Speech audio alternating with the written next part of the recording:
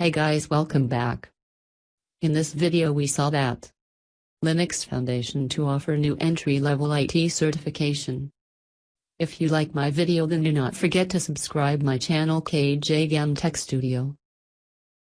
New Linux entry course could help you step into a career in IT.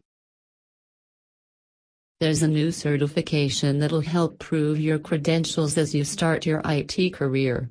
Designed by the Linux Foundation, the certification will help prove your proficiency in IT and can be used to join the workforce at an associate level or as a stepping stone to more advanced courses.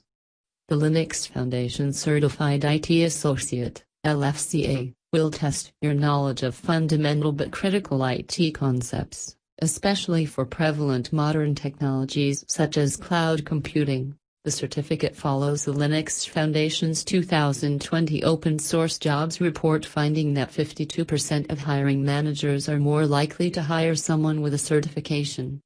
We've put together a list of the best Linux training providers and courses. These are the best laptops for programming. Here's our list of the best Linux distros for developers.